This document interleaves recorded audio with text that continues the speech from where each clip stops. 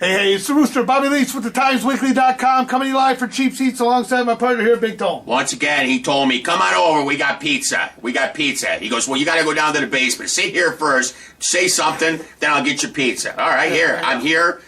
Where's the pizza? It's at Fat Ricky's. Of course, he's one of our sponsors, Fat Ricky's Pizza in That's it. Romeoville. That's it. Fat Ricky's Pizza is our sponsor. He's our only sponsor. Our only sponsor? Yeah, I think he feels sorry for us. He must, I'll tell you. Yeah, there's a lot of people, because there's a lot of people eating pizza over there, and probably, I'll tell you though, Ricky, I took another mortgage out on the house. I'll be over there ordering my Sunday dinner, okay? Yeah. And the chocolate cake you like, too, right? Yeah, chocolate cakes. Chocolate cake. Yeah. And the big guy, he always takes care of us. Yeah, Ricky's a good guy. Good person, good guy. Yeah, so, and speaking of restaurants around town, just so you know, Brothers Home Plate. Quick shout out to Brothers Home Plate, Lou and everybody over there. What'd they do? They're in the National Hot Dog Hall of Fame now. Their hot dogs are in the National Hot Dog Hall of Fame. Who would they bribe? I don't know, man. But yeah, hey, congratulations! I mean, congratulations, Brothers Home Plate. We've been going there for years. Good place. Good place to eat. Yep, I remember. I think a few times we there with the ice cream. Hey, ice cream. The entire team over there, right? Right. Yeah. Mm-hmm. So Brothers Home Plate, congratulations, man! Big honor. I mean, I got a question. I like the ice cream. If we're talking about Brothers Home Plate and the Hot Dog Hall of Fame, our show must be pretty late again. No, actually, we got some great stuff. God. Hey, we have some big news this week. I mean, big news. Big news. Area Massengale, Morgan Tuck, of course, from Bolingbrook. What do you mean? They won a state championship. Not once, not twice, not two, a gazillion times. So they're basketball players, okay. Yeah, but in any event, it was very interesting this week. We had, on Monday night, UConn takes on Kentucky on national television. UConn and Kentucky, they're in the grade 8. Kentucky? Final 8, yeah. Big shout out to our 14th Kentucky viewer from Kentucky. You know who you are? Yes. Big shout out. Big shout out to the one Kentucky. You ain't going to like this, by the way. But Kentucky lost. And guess who was on the team? Morgan Tuck. She's on Kentucky? She's a freshman. No, she's not on Kentucky. She's on UConn. Well, you say Kentucky like it was a bad thing. You okay? Well, it is a bad thing. They lost. Okay, well, Kentucky's a good state. Yeah, I suppose. I mean, if you like horses, I guess it's a good state. Oh, you shouldn't have said that. No, that's on him. If I don't know. If you're in Kentucky, they do have banjos for a reason. We're time filling. We got the jug band. Here we go. Yeah. Okay, we're you filling. actually look probably pretty good at the jug band.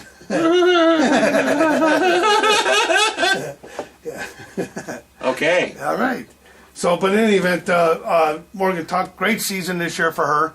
And, she scored 6 points, a couple of rebounds, a couple of steals. She had a nice steal on a nationally televised game. And were you watching? Yeah, absolutely. Popcorn? I was watching. Yeah, popcorn all day. You didn't call me? Well, no, because you're always busy, huh? Yeah, working night. Yeah. I got to work at night, though. I'd say that is true. Yeah, there you go. So, okay, go ahead. So, in any event, hey, congratulations to Morgan Tuck. But it brought me to, obviously watching that game and watching her play. I mean, I got to see her play, and we both did downstate. We've seen that girl play an awful lot of basketball. She's phenomenal. She's really a good basketball player as a freshman. But that reminded me of the sophomore a couple years before her. They were teammates for a little while. Area Massengale out of Bolingbrook, a guard. Mm-hmm. Both of them have been, like two peas in a pod, for as long as we can remember, up until last season, obviously, when Ariel had to take off and graduate. Mm-hmm. Silly. So why do they have to graduate? Well, why not? I don't know. I think once you're that good, graduate, like I'm sure her parents wanted him out of the house, just like any normal parent. Well, she picked Tennessee. Tennessee's good. And Tennessee's a very good girls basketball team. So I thought, hey, is there a chance that these two could actually play each other in a Final Four? Well, they wouldn't be able to play each other in a Final Four because they were in different brackets. But if they both won and continually win, and UConn got there and Tennessee got there, they would have faced off in the national championship game, which got me to thinking, hey, where's Tennessee in this mix? So, well, it's a good thing you're thinking. Yeah. Well, so I went and I looked, and sure enough, Tennessee playing the very next night. Oh my God! Last night I got to sit back and I'm thinking, okay, Louisville beats Baylor. Baylor hasn't lost in 31 games. They were like the team to beat, and they got beat. and Louisville did the honors. Now you got number 2 seeded Tennessee comes in. Area Massengale's their point guard, and I just thought it was great that I get to see another Bolingbrook She player. going to the WNBA?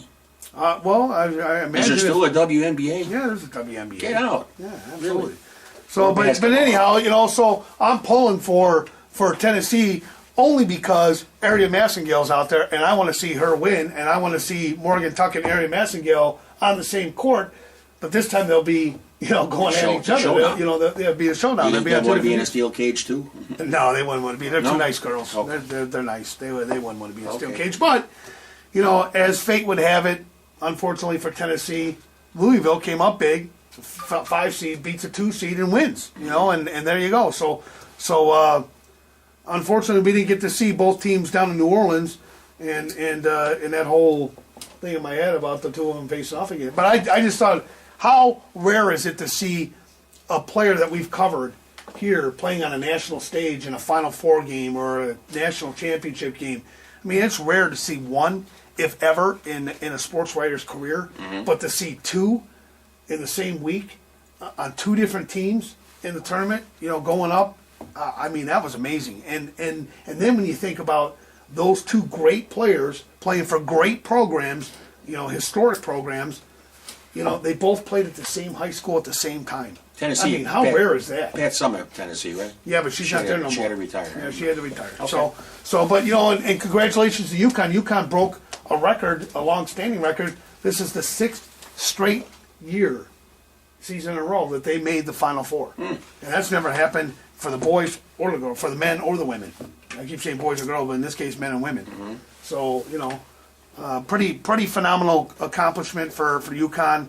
But again, the local connection is, Bolingbrook Raiders, Lady Raiders, and their years with Tony Smith, and we've done a lot of coverage of them over the years on the Sports Nest, and just a fantastic story. A storyline, and I actually wrote a story this week in the Times Weekly. So On the fence? yeah, well, no, it wasn't the on the fence one. The on the fence one, we'll get to the on the fence one in a second. I but, can't wait. Yeah, I actually talked about Coach Bambule, another basketball. Coach Bambule? Yeah. You got him on the fence? Yeah, I got him on the fence. What do I have to do to get on the fence, man? You got to do something special. Okay. Not special ed, special. Special ed. Oh, see how you lit up when you heard that sound, man? You must have hit that bus. That I yellow did. I school ordered a bus. short bus. Hey, I'm proud of it. So am I. always I had sat in the front seat behind the driver. Yep. So am I. I always had a good seat. Yep. So, I played the whistle thing. there you go. Yeah. So but bottom line is great accomplishment for 2 local athletes to play at that level. You got to give it to them there. I mean, Let's give it to 'em. I mean, honestly. Do we have to? Yeah. All right. There you go. All right, we have to. So congratulations to both those young ladies who have taken their career to the next level and really impressed the entire country with their play. So that was fantastic, and I just thought that was a good thing. And then obviously we want to talk a little bit about on the fence this week. On the fence. Hey, come on, And man. I miss those. I miss that on. I missed like a couple weeks ago You're a on good the fence. fellow, Reed, at But what least, I eh? do is I get the Times Weekly and I bring it home with me. It's just in case in the toilet and everything. Hey, it's on the fence, and I read it out loud so everybody can hear it. Yeah, Okay, yeah. even the neighbors outside. I think you've Hey, been reading that column now for me for God, man. I mean, how long have you been reading my column? 10 years, 15 years? every day. I never miss 15 it. years you've been reading my column. It's like a bond between me and you on the fence. Yeah, no, and trust me, I'll get a phone call if it wasn't done right or it wasn't spelled right or he disagreed. That's right. I'll hear from him. On the fence. So but I wanted to give a quick shout out to Coach Jeff Bambule, who finished his season. It was his last year as head coach, and I just wanted to talk a little bit openly about it. I mean, Steve, Coach Bambule ain't coaching no more. Okay. Yeah, sorry. You're gonna have to. Sorry, pick somebody Steve. else, but I mean, the one thing I'll say about Coach Bambule in this business and what we do for a living, you become friends with coaches and you become friendly with coaches. And Coach Bambule has always been a personal friend. He's always been there, supportive when I started in this business many years ago. And it was kind of melancholy to see him leave. I think he's for Romeoville High School anyhow, I think that he may be the one coach that I can point to and say, boy, that guy bled orange and blue. From the time I've known him for the last 15 years, I mean, I got to tell you, I mean, I haven't seen a guy put more energy into his community athletically than I did of Jeff Bambuell and his basketball team, and not just basketball, baseball, football. He got involved in everything and was always, was always a not just a true fan of the sport, but he gave back to the community an awful lot. So, he'll be sorely missed. And I just talked about. I mean, we talked about this before, and I guess I can say it now. Now that he's not the coach, is life wasn't always fair for him. I don't think he got a fair shake from the parents. A lot of times, not all the parents, but there's always one or two or three that got a better way of doing things and a better way. For me, it's all BS. I mean, honestly, I've seen it from the inside out. And I'm not always happy with decisions that a coach makes. I mean, nobody is. We've all been there where parents throw us guys kind of like coaches under the bus. Yeah. I mean, we've all been there. Yeah. Some more than other. Yeah, you remember the Tiger year? Whoa. Football years. Whoa. How many times? You remember the travel team we took? Oh, man. I think we were dodging Gatorade bottles coming out of the. A couple of them rode us over, backed up, went forward, backed up like 25 times. But I'm going to tell you the same thing. The same thing I know about you, and I know from me personally, and I truly know and believe this with Bambuell is that I know for a fact that every kid was important. Mm-hmm. Every single kid that we coached, every single kid that he coached, they were important. They were important not only to the team, but they're important to him personally. I mean, the Bambuell family has opened their doors to players in the past, fed them, bust them to and from practices to get them around, and they cared, and I think that's the key to coaching is it ain't about wins and losses, man. It really isn't, and if it is, pay them. If you want to judge a coach on wins and losses, then you know what, zip it and pay them. Go out and pay a high school coach $100,000 a year to be the coach. Just to be the coach, then you have a right to sit there and say, hey, listen, you're getting paid to coach and we don't like the way you're coaching. We don't like your style. We don't like it. Then you have that right, okay? But the fact of the matter is there isn't a coach out there that's getting paid that because they're a coach. They're getting paid that because they do a duty outside of coaching. Coaching is an extracurricular commitment for an educator, and I know that there are coaches out there that aren't educators that work a full-time job and then come and coach. Because the school district reaches out and grabs somebody from outside of the school district or outside of the school, and gets them to come in and coach. I don't know a single prep coach that makes enough money coaching, just being a coach, to support a family. So to me, it's ignorant. It's just outright ignorant to ride a coach. Because you don't feel your kid's got enough playing time, or you're not doing enough to win the game, and you're not doing enough to get my kid to the next level. To me, it's all BS. The fact of the matter is Coach Bambuell may never have gotten to a state championship, and I said this in my article. But here's a news flash for all you the critics out there who feel it necessary to beat up on coaches that don't have winning records. The fact of the matter is Coach Bambuell's teams, none of his teams, in all the years that I've watched Romeoville basketball, and I'm going to tell you, it goes back more than a decade, none of his teams have ever played against a team that went to the state championship. Okay? So you could talk all you want about how good or bad a basketball team was. There's nobody that he's even played that has played for a state championship. So zip it. It's very rare to get down there. There's good teams. Baylor. At the collegiate level, 31 games straight, you expect them to win a national championship. They don't do it. They lost. And they were clearly, in my opinion, and not just my opinion, in everybody's opinion, in every sports writer's opinion, they were the best team going into the tournament.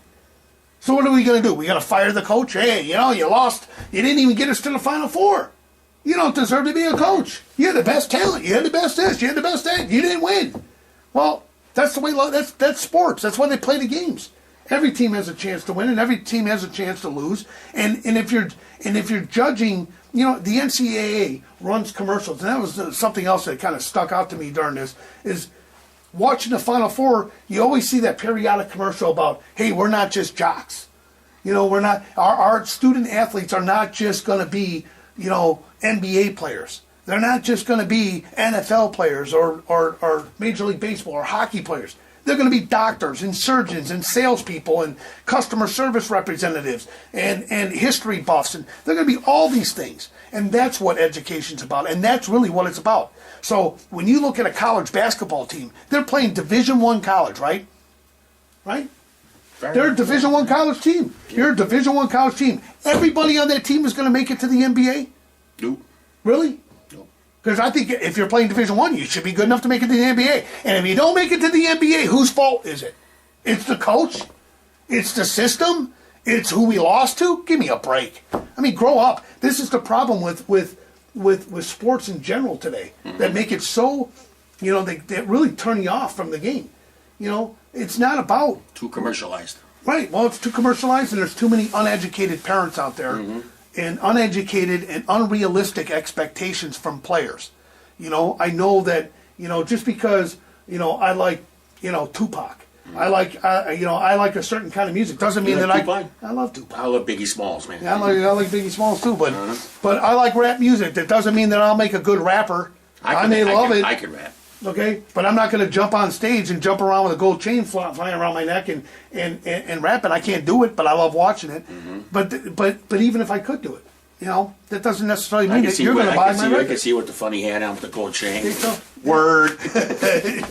I mean, yeah, the fact of the matter is you may like a certain style, you may like basketball, and you want to play it in high school, and you go out there and you make the team, and you're a good basketball player. But are you a Division I basketball player? Well, the likelihood is, if you're watching this video right now, you're not. You're not a good Division I basketball player. Why would that be? Because the fact of the matter is... Why does he have to be watching a video you're not? Well, all I'm saying is if you're at home right now watching a sports video on whether or not, this team's good or that team's good, if you're a Division I basketball player, you're in the gym right now. You don't have time for anything else but the gym. And you're that good that you can close your eyes and hit a free throw over and over and over because the muscle memory is already there. It takes a lot to get to be a Division I basketball player. It also takes a lot of luck. It's not just skill; it's luck. It's beauty's in the eye of the beholder. We're moving into the next segment. Is that what we're going? No. I'm just but again, I'm defending Coach Bambio. I think it needs to be said. He can't. A lot of times a coach can't say anything. There's a lot of wild accusations out there, and I'll say it, wild accusations that are out there about this coach or that coach. And guys like Coach Bambio can't even defend themselves. They can't, because the school district says, hey, don't say nothing. Don't do nothing. Don't say nothing. Don't do this. They just have to take it. And it's not right. Because the fact is, well, he's not defending himself, it must be true. You must stink as a coach. Because if you didn't stink as a coach, you'd stand up for yourself and fight for what you believe in. You can't do that. You can't. Unfortunately, you can't do that. The rules aren't the same for everybody. Yeah. So all I want to say is and I think it was important in this article. I know that basketball season ended a couple of weeks ago, and Coach Bambio I do consider a very good friend, one of my best friends out there, and I'll defend him till the cows come home because I've seen the guy. I know what he thinks. I know how he thinks. I know what he thinks every season going into it, that he's positive, and that when you're down 40 points, you're still calling a play. Was he positive this year going into the season? Yeah, absolutely, he was positive. Good. Yeah, good. And the fact of the matter is my kid never got off the bench. He rarely got off the bench. I'm happy. He's happy. The expectation wasn't to play at the next level. And I think that, coaches in general, whether you're talking about a football coach, or you're talking about a basketball coach or a baseball coach or any coach, volleyball. Coach Kuna, is he positive on his football? Oh, come on, dude. Coach Kuna is... He is Coach Kuna. I want to say one thing about Coach Kuna. He is the Tony Robbins of football coach. Yeah, he is. He is the Tony Robbins. Yeah, but I think everybody... Coach LeBlanc over at Oswego East, again, very positive, motivating guy. You have to be. What do? You don't just tuck tail and run. And if you haven't won a game all season, so what? Suit up and get out there and play. Get out and play. You ain't gonna win a game by quitting. You're not gonna win a game by playing musical coaches. Let's get 10 coaches out there. Let's get 20 coaches out there. We don't like this guy because he didn't win enough games. Fire him. Let's get the next guy in. How many coaches do you think you're gonna go through? And how much life lessons does that teach a kid? Fact of the matter is, you know and I know, you learn more from a loss than you do a win. That's just the way it is. That's the way life was built. I'll tell you, Coach Spambule, first time I ever met him, there's nothing, one word I have in my vocabulary is respect. Nothing but respect for Coach Spambule. Nothing but respect for his defense. His defense was always good. I mean, only problem with Coach Spambule's teams, he never had the horses. You know, never had the size, never had the horses. Right. I mean, he's had good players, but but he hasn't had them all on the same team at the same time. You know, and part of it's life is timing, and especially in the public school. You get what you get. Mm-hmm. You know, kids are going to come in, and this is what you got to work with. He'll be back on the bench again somewhere. Oh yeah, he'll be back on the bench again. Take a year off. You know, with Kaylee, watch her progress and. Yeah, you know. Daughter going to Montini. Mm-hmm. Going to play basketball at Montini as a freshman. She's going to be playing on a varsity team likely next year. Mm-hmm. You know, son, going on to play football at Iowa. You know, or in Iowa, Dubuque. Yeah. So I mean, he's got a lot to look forward to. He didn't quit because of parental pressure. He didn't quit because of anything other than 15 years at one place is a long time. I did 15 years at Estes Express Line. I don't know why I'm still there, but I'm still there. It's a long time. You get burnt out doing the same thing over and over and over and over again. You know, I can see where he's coming from. I mean, I know our it's not really comparable. He's a basketball coach at the same place. I'm working at a job at the same place. But sometimes you can compare it somehow. You know, anybody out there hiring? I do karaoke. I do. There's got to be a Walmart out there that needs a good greeter. I'm there for you. Okay. Plus, back to you, Rooster. I agree. I mean, and I've done 15 years too the hard way too, and I mean, honest to God, I've said it before, I'll say it again. Every coach out there is worth something. Mm-hmm. Every coach out there, at the very least, deserves your respect. And if you're an adult in the crowd, and I mean, I'm talking, you're an adult in the crowd, and you can't control your emotions, and you can't be civil with somebody, and you got to sit up there and act like. Like you're God's gift to coach again. You know everything. Right. You know everything, and you don't really know anything. You don't know nothing. You don't really get it.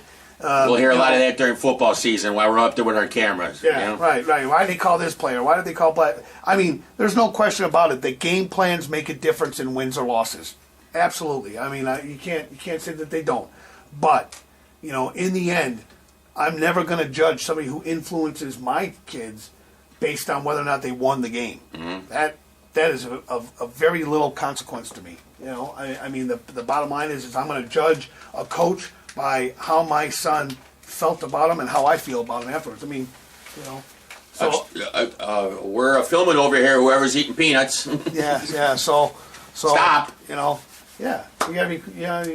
tell them that. See, It only happens on live taping when we're taping on what day is it? Wednesday, and we're going to show you on a Friday. Yeah, it's a live show. So, in any event, I just want to bring that up. Congratulations to a great career, Coach Spambule. Mm-hmm. It's been a pleasure covering you, and we wish you the most success that one could get. Maybe you could give him a camera. Maybe we'll give him a camera next year. Yeah, that might be funny. Yeah, he's got a key. Can have it. Maybe you should get Coach Spambule on the show. That's what he doesn't want to come. He doesn't want to come. He don't want to come. He don't want to come. He could call. He called on the phone today, but he don't want to come over and say hello. Yeah. Well, we got some planning to do here. We got our little outdoor follies. We got to look for Tony's Tigers. No, don't worry about it. I'm already working on that. Tony's Tigers are Tony's tough guys. I'm already. I'm sorry. Tony's tough guys. Roosters, rednecks. Yeah. Well, hey, listen. My rednecks are going to be able to throw the ball. Yeah. They're going to be able to. Yeah. They're going to be able to catch the ball. You're not going to be able to run down the sidelines. Okay. Let me tell you score. Something. Hold on. You don't even have to worry about end zone dance. You don't have to worry about it. You're not going to throw the ball looking at the stars. Okay. Tom Cruise ain't up there. Okay. Yeah. You're not going to be able to run because the only place you're going to be running is to the ambulance. Is my tough guys either take you and break you in half. Okay. And two, the only place you're going to be able to score is in a volleyball tournament. See, okay. It's all brains over brawn. Brains over brawn. No way. Yeah. No way. That's what it is. I'm telling you, the only place we're going to score is the nightclub, and I mean that. Okay. So So anyhow, we want to thank you for joining us. We got a lot going on. We're done already. Yeah, we're done. I was just about ready to get funny. What are you gonna say? Here. You do the Magic 8 Ball. Magic 8 Ball. Okay.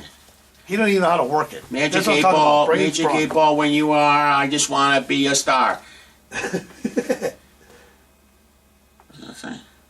I can't read that. Oh boy, my reply is no. He ain't gonna be a star. All right. See, it doesn't work for you. It only works for me. You know. Okay. So who's gonna win Magic 8 Ball? What's that say? What does it say? Yes. You don't have no glasses on. You can't read. You always say, "Where's my glasses? Where are they? I can't see nothing." I can't. You know. It's the years of looking at at a computer screen. So anyhow, hey. If you got any news to share with us, go ahead and shoot it over to Please us. share us some news because Yeah. we're talking. We're playing with a Magic 8 Ball. All right. Share Well, us some news. This is going to give us a really good gauge on who's going to be in our top 10. We are going to start putting out our preseason top 10. That's going to come out pretty soon. Really? We're already into the month of April. No kidding. So we are literally 6 weeks away from Literally football season. 6 weeks away. So 6 more episodes. 6 weeks away, 18 hours, 37 minutes, and 4 seconds till the season starts. Yep. Exciting. Yep. It's exciting. So, and maybe next year, you'll get a jersey, finally. You'll get something, Jersey, I don't need a jersey. What do you Joliet get? Central, that's going to be my team. Joliet Central's gonna be your Joliet Central. The Steelman. Steelman? Oh, Yeah. Steelman? Yeah. Oh, okay, good. He's got it right. Yeah. Good. Steelman. Phew. So I think they're going to be more competitive this year, but we'll get into all that. They're going to win. You know something? Winning one game, there's their season right there. They haven't won in, like 4 or 5 years, maybe? Hey, and a quick shout out to my Chicago Cubs who won on opening day. Booyah. You don't hear the reaction from the crowd in the cheap seats arena? Yeah. Silence. Who Because cares? they're all Sox fans. I just want to say I want to congratulate Mr. Chris Sale on 6 hitting the Royals. They're the Sox' nemesis last year. And I believe today, Wednesday, they won again. Sox over Royals. Jake Peavy.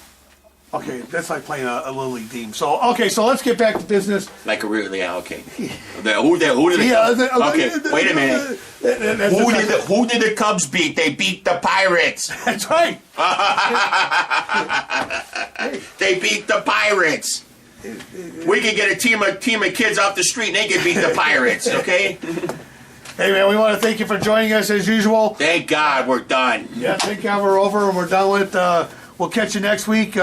Don't any final words from the words of wisdom. I know you want me to crank your head up. Let me help him out because usually his words of wisdom have not been very good. Now see, wait a minute. Wait. This is why you can't talk. He's upset because I said your face looks like you got hit by a frying pan last week. Now he's doing the head thing. Okay, you at home, if you're going to do that, that's not nice, okay? All right? All right. So, hey, anything else to say? I think we're done. Tone, go start up the car, Tone. They don't make cats this big or else I'd share one with you. There you go. You are green behind the ears, aren't you? I am green behind the ears. Yeah, is that a Cub head or? Yeah. I wonder why they're green. That's been since the last time they won a World Series. That head got stale. Hey, it's got my clover. No, God. The lucky clover there. There you go. God. See? No, God. Oh, God, please. All right, man. Well, hey, we want to thank you for joining us. Take me out of this video, please. Bam. We'll catch you next week, right here on Cheap Seats. Okay, next week we promise to talk about something intelligent and exciting and forthright. Everybody out there have a nice week and stay safe. Adios.